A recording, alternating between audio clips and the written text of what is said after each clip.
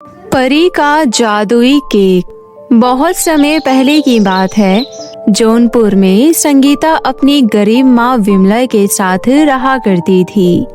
विमला अपनी बेटी का अकेले ही पालन पोषण करती थी। वो सड़क पर कचौड़ी बेचकर पैसे कमाया करती थी। संगीता सरकारी स्कूल में पढ़ती थी, जहाँ पर लड़कियाँ अच्छे घरानों से आया करती थी और संगीता का मजाक उड़ाया करती थी। साथ ही साथ उसको परेशान भी किया करती थी।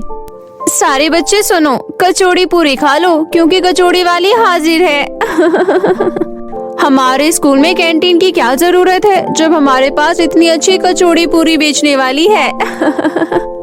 मुझे इसकी कचौड़ी पूरी खाने का मन नहीं है, मैं तो अपनी हेल्दी डाइट लूंगी। आई बड़ी कचौड़ी पूरी वाली। और हमेशा संगीता को क्लास की लड़कियां ऐसे ही परेशान किया करती थी। लेकिन इसके बाद क्लास में क्लास टीचर आ जाती है और सभी को हंसता देखकर क्लास टीचर सबकी डांट लगाती है।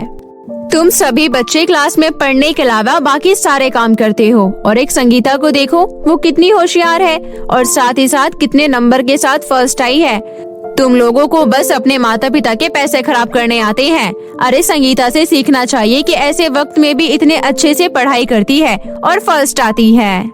क्लास टीचर की सारी बातें सुनकर बच्चे बहुत गुस्से में आ जाते हैं। आज टीचर की बात तुमने सुनी और टीचर हमें डांट रही थी, तब संगीता कैसे हंस रही थी। मुझे लगता है उसे मजा चखाना चाहिए। इस कचौड़ी वाली से हमें छुटकारा लेना ही पड़ेगा, वरना ये हमें ऐसे ही डांट पड़वाती रहेगी। चलो उसको ढूंढते हैं और उसकी पिटाई लगाते हैं। सारी लड़कियां मिलकर संगीता को ढूंढ लेती है और उसको बहुत मारती है। इतनी मार खाने के बाद संगीता बेहोश हो जाती है। चलो अब मैं संतुष्ट हूँ कि मैंने आज अपनी इंसल्ट का हिसाब इससे ले लिया। आज के बाद इसको याद रहेगा कि कभी भी हम में से किसी को भी हंसकर नहीं दिखाएगी, और अगर दिखाएगी भी तो इसे आज का दिन याद आ जाएगा। संगीता बेहोशी से उठती है और उठकर चुपचाप अपने घर चली जाती है और किसी से कुछ नहीं कहती। ऐसे ही दिन बीत जाते हैं और सभी बच्चे इस तरह स्कूल आते जाते रहते हैं। एक दिन क्लास की लड़कियां क्लास में अपने महंगे महंगे खिलौने लेकर आती है। कोई गुड्डा लाता है तो कोई गुड़िया, कोई बंदूक लाता है तो कोई तलवार। क्लास की लड़कियां ये सारे खिलौने एक दूसरे को दिखा रही होती हैं, लेकिन संगीता के पास कुछ ना होने के कारण संगीता चुपचाप बैठी रहती है। सभी लड़कियां संगीता के पास आती है और उससे कहती है, कचौड़ी वाली को तो देखो कैसे खाली हाथ बैठी है। अरे इसके पास तो एक सस्ती सी गुड़िया भी नहीं है। तुम्हें पता है ये हमारे वो खिलौने हैं जो हम सिर्फ बाहर लेकर आते हैं। हमारे अच्छे अच्छे खिलौने तो हमारे घर पर ही रखे हैं जो बहुत महंगे हैं और मेरे पापा विदेशों से लाते हैं। तुम किसे बता रही हो जिसे इसकी समझ भी नहीं है। इसने कहाँ इतने महंगे महंगे खिलौने देखे होंगे, और खेलने की बात तो दूर है, इसने तो छुआ भी नहीं होगा। सुनो सभी, मेरा बर्थडे आने वाला है। मेरे पापा मेरे लिए बाहर से महंगे खिलौने और ड्रेस आदि मंगवाएंगे। तुम्हारे बर्थडे पर हम बहुत एंजॉय करेंगे, लेकिन तुम इस गरीब को अपने यहाँ पर मत बुलाना, वरना ये हमारी बेइज्जती करवा देगी। नहीं नहीं, इसको बुलाने की बहुत जरूरत है क्योंकि वहाँ पर पड़े बर्तन यही तो साफ करेगी। तुम इसको क्यों परेशान कर रही हो? क्यों ना हम इसको अमीर लोगों की पार्टी एंजॉय करने का एक मौका दे, ताकि इसको भी पता चले कि अमीरों के बर्थडे कैसे सेलिब्रेट होते हैं। तो अब बताओ संगीता, बर्थडे में आना पसंद करोगी? अगर तुम सब मुझे बुलाना चाहते हो तो मैं जरूर आऊंगी। संगीता का बहुत बड़ा सपना था कि वो बड़ी बड़ी पार्टी अटेंड करे, और इसी वजह से वो लड़कियों की बातों में आ जाती है और उनके बर्थडे में जाने के लिए तैयार हो जाती है। संगीता एक साफ दिल की लड़की थी, जिसे उन लड़कियों की बातें समझ न आ सकी कि वो संगीता की बेइज्जती करने के लिए उसे बुला रहे हैं, और इस बात से बेखबर संगीता उनके एक बार कह देने पर उनके बर्थडे में चली जाती है। और जब संगीता बर्थडे पार्टी में पहुंचती है तो देखती है कि सभी बहुत अच्छे से तैयार होकर आए हुए हैं, लेकिन संगीता अपने साधारण कपड़ों में वहां पर पहुंच जाती है और साथ में वो एक मामूली सा गिफ्ट भी ले जाती है। संगीता को देखकर सभी लड़कियां संगीता के पास आती है मैंने कहा था ना, ये हमारी बेइज्जती जरूर करवाएगी, और वही हुआ। देखो, ये गरीब मेरे बर्थडे पार्टी में अपने फटे हुए कपड़े पहन कर आ गई। मुझे लगा था कि ये बर्थडे पार्टी में तो कम से कम ढंग के कपड़े पहन कर आएगी, लेकिन ये तो बिल्कुल मजबूर है अपनी आदत से। ये कचौड़ी वाली है और ये ऐसे ही कपड़े पहनती है। हमें इसे यहाँ पर बुलाना ही नहीं चाहिए था। कपड़े तो खराब है, साथ में गिफ्ट भी लाई होगी, वो भी सस्ता सा गिफ्ट होगा, चाहो तो खोल लो। मुझे इसकी गिफ्ट की जरूरत नहीं है। इसका लाया हुआ गिफ्ट तो मेरे घर की नौकरानी को भी पसंद नहीं आएगा, तो मुझे तो बहुत दूर की बात है। इस तरह सभी लड़कियां संगीता का बहुत मजाक उड़ाते हैं और उस पर हंसते हैं, लेकिन संगीता वहां पर अपना एक आंसू नहीं निकालती और चुपचाप खड़ी रहती है। और जैसे ही केक कटिंग होता है तो सभी बच्चों को केक दिया जाता है, और जैसे ही संगीता को केक देने की बारी आती है तभी उनमें से एक लड़की कहती है, ये ले केक खा ले संगीता, तूने ऐसा केक अपनी जिंदगी में कभी भी छुआ भी नहीं होगा। मुझे इसको केक खाते हुए देखना है कि ये कैसे लपक कर केक खाएगी। अब संगीता मजबूर हो जाती है कुछ बोलने पर। वो कहती है, तुम सारी अमीर लड़कियां हमेशा गरीब लड़कियों का मजाक उड़ाती हो। तुम्हारे अंदर इंसानियत नाम की चीज ही नहीं है। अगर मुझे पता होता तुम सब मेरा मजाक उड़ाना चाहते हो तो मैं इस बर्थडे पार्टी में कभी नहीं आती। तुम सब गरीब लोगों से भी बुरे हो, लेकिन तुम सबको मैं अपने बर्थडे पर जरूर बुलाऊंगी। और तुम देख लेना कि गरीबों का दिल कितना अच्छा होता है, और हम कभी भी किसी के साथ बुरा नहीं करते। मेरा बर्थडे 1 हफ्ते बाद है, तुम सब जरूर आना। वाह, सभी लड़कियों ने सुना कि संगीता ने क्या कहा, ये अपना बर्थडे सेलिब्रेट करेगी। मुझे तो यही नहीं समझ में आ रहा कि गरीबों के सपने इतने बड़े बड़े कैसे होते हैं, और इसके पास हमें खिलाने के लिए इतने पैसे होंगे भी या नहीं। लेकिन हमारी शर्त है, हमें साफ सुथरा केक खाना है। ये मत करियो कि तू हमें अपने घर बुलाकर सस्ता सा केक खिला दियो। चलो हम भी देख लेंगे गरीबों का बर्थडे कैसे मनाया जाता है। इतनी सारी बातें होने के बाद संगीता अपने घर आ जाती है। आपको पता है, आज मैं अपनी गलती की वजह से उन लड़कियों के बर्थडे में चली गई और उन अमीर लड़कियों ने मेरी इज्जत का फलूदा बना दिया माँ।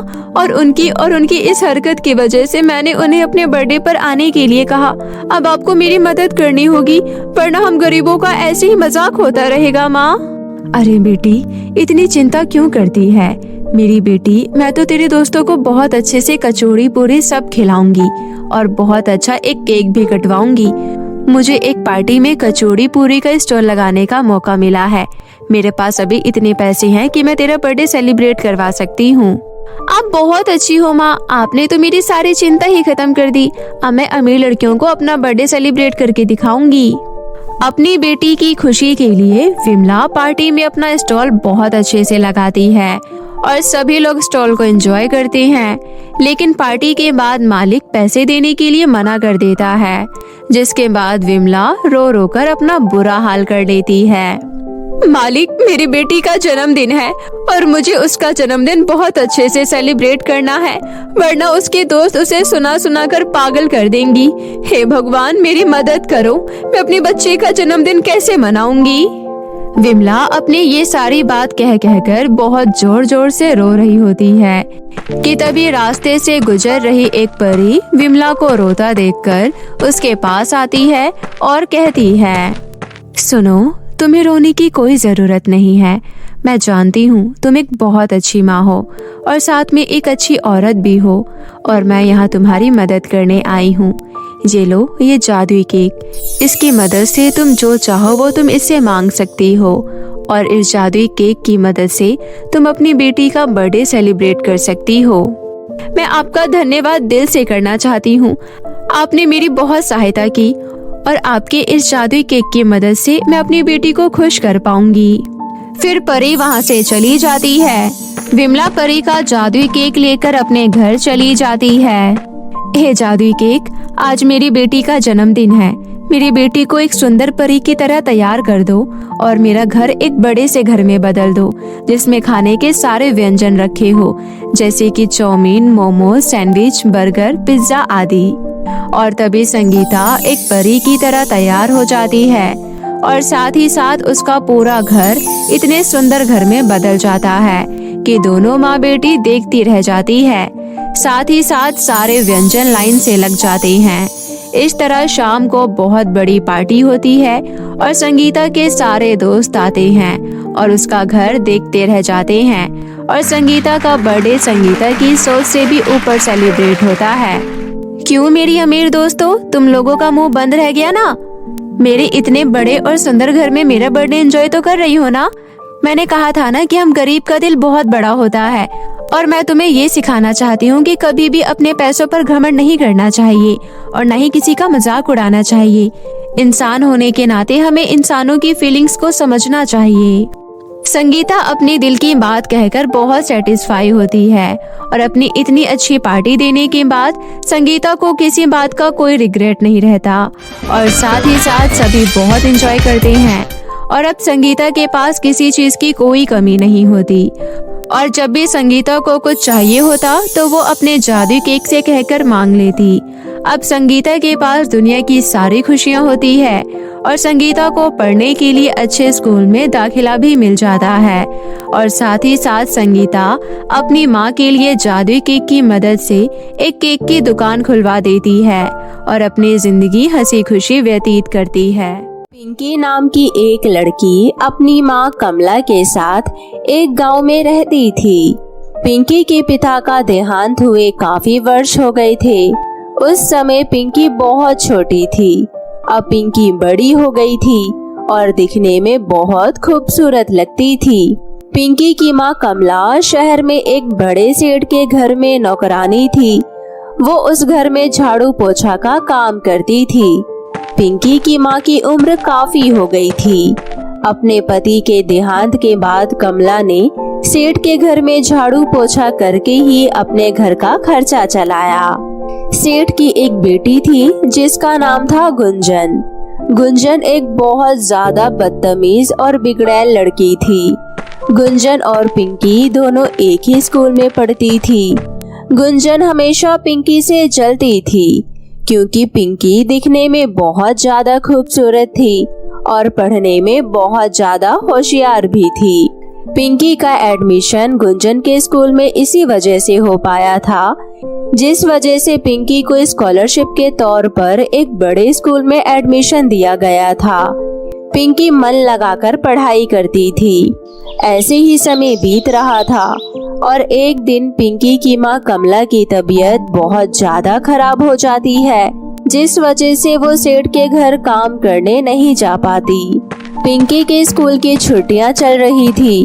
अपनी माँ के बीमार होने की वजह से वो अपनी माँ की जगह सेठ के घर काम करने के लिए जाती है।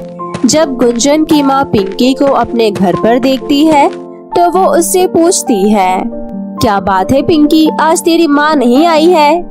दरअसल बात यह है कि उनकी तबीयत कुछ खराब है और डॉक्टर ने उन्हें आराम करने के लिए कहा है। मेरे स्कूल की छुट्टी चल रही थी इसलिए मैं काम करने आ गई हूँ। गुंजन की माँ सवाल जवाब करके वहाँ से चली जाती है और पिंकी अपने घर के कामों में लग जाती है। तभी गुंजन पिंकी को काम करता हुआ देखती है और उसके मन में एक आइडिया आता है। आज तो मैं इस पिंकी की बच्ची को अच्छा सबक सिखाऊंगी। हमेशा मुझे नीचा दिखाती है ना, कभी स्कूल में तो कभी क्लास के बच्चों के सामने। आज बताती हूँ इसे गुंजन क्या चीज है। तभी गुंजन नाटक करते हुए कहती है, अरे ये क्या, मेरी इतनी सुंदर ड्रेस ये खराब कैसे हो गई? लगता है इसे किसी ने जला दिया है। माँ माँ जल्दी इधर आओ, देखो इस लड़के ने क्या कर दिया। अपनी बेटी की आवाज सुनकर सेठानी जल्दी से कमरे में आ जाती है। तभी गुंजन कहती है, माँ ये देखो, मेरी ये सुंदर सी ड्रेस जो मैंने अपने आने वाले जन्मदिन के लिए खरीदी थी, इस लड़की ने उसे जानबूझकर जला दिया है। आपको पता है ये ड्रेस कितनी महंगी है और इसने जलन के कारण मेरी ड्रेस जला दी है। मैं सब जानती हूँ, इसने ये जानबूझकर किया है। पिंकी इधर आ, तुझे तो मैं अभी बताती हूँ। तूने जानबूझकर मेरी बेटी की ड्रेस जलाई है ना? तू जानती है ये पूरे 3000 रुपए की ड्रेस है। ऐसी ड्रेस तूने कभी देखी है पहले? पर मालकिन, मैंने तो प्रेस को हाथ भी नहीं लगाया, फिर ये ऐसा कैसे हो सकता है? मैंने इसको नहीं चलाया है। अच्छा, तो तुझे लग रहा है कि मैं झूठ बोल रही हूँ? ये ड्रेस मैंने खुद चलाई है। माँ ये झूठ बोल रही है, इसी ने मेरी ये ड्रेस जलाई है। मैं तो कहती हूँ माँ, अब मुझे अपने जन्मदिन पर दूसरी ड्रेस चाहिए, वो भी 6,000 रुपए वाली, और वो 6,000 इसके पगार से काट ली जाए, तब इसे समझ में आएगा। वैसे भी ये ड्रेस अब खराब हो गई है, ये जली हुई ड्रेस इसी को दे दो, मुझे नहीं चाहिए, मुझे नई ड्रेस चाहिए, मैं कुछ नहीं जानती। सेठानी गुंजन और पिंकी आपस में बात कर रही होती हैं। तभी वहाँ से सेठ गुजर रहा होता है और वो ये सारी बातें सुन लेता है। अगर इसने ऐसा किया है तो इसके पगार काटने की कोई जरूरत नहीं है। क्यों ना हम इसे पार्टी वाले दिन सभी लोगों की मेहमान नवाजी के लिए रख ले।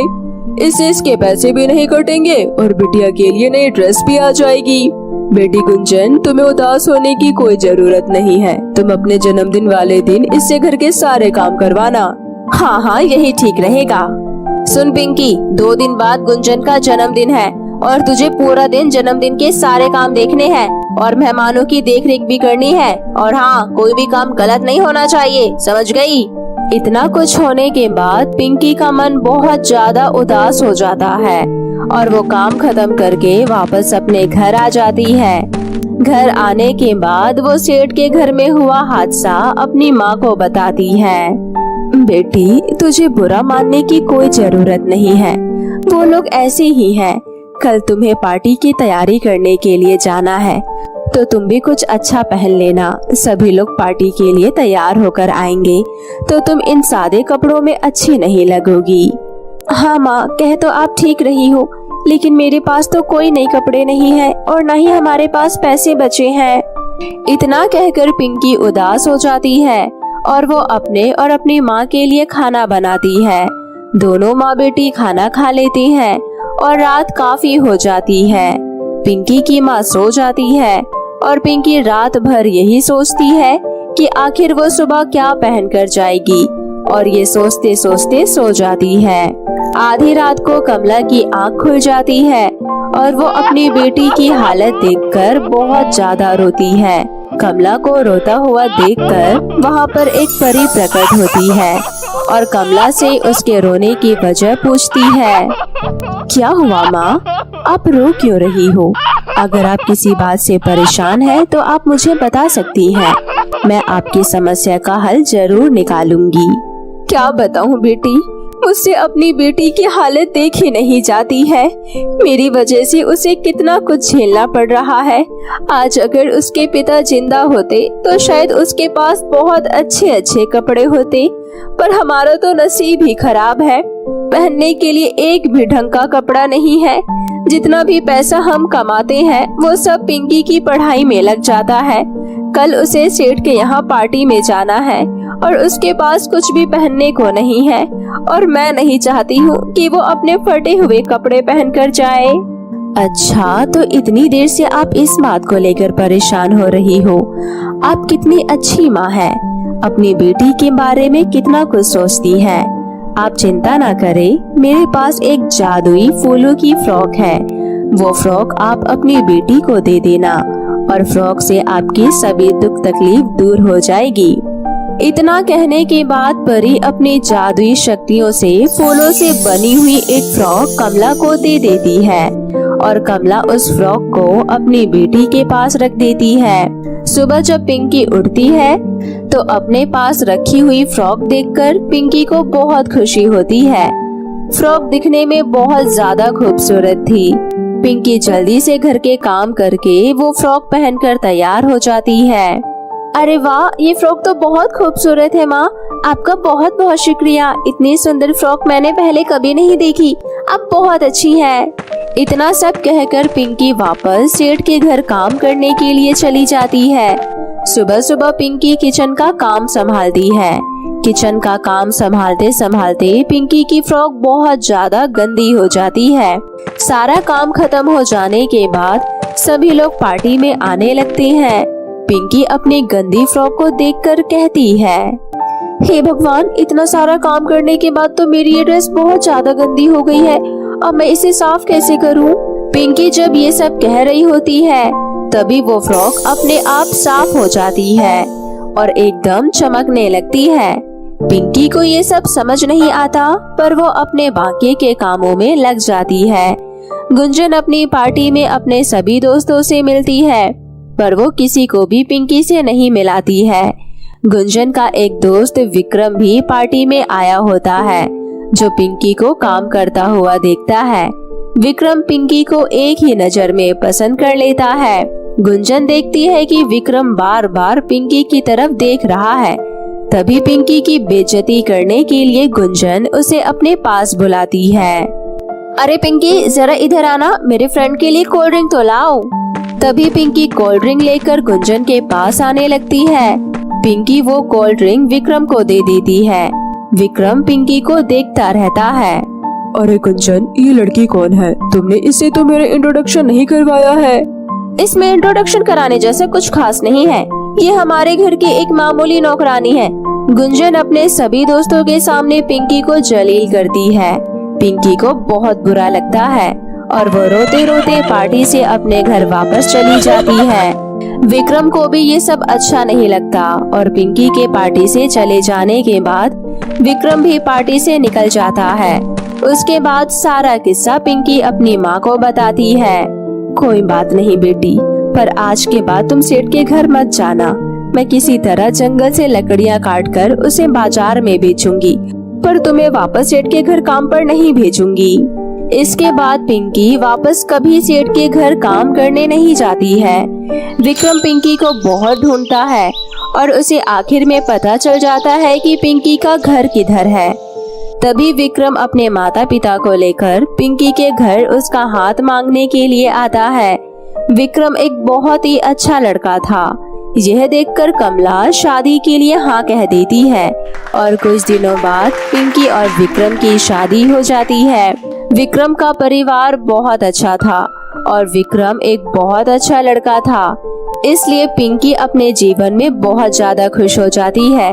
उस जादुई फूलों के फ्रॉक की वजह से पिंकी के आगे का जीवन बहुत ज्यादा खुशहाल हो जाता है और पिंकी की माँ भी हंसी खुशी रहती है।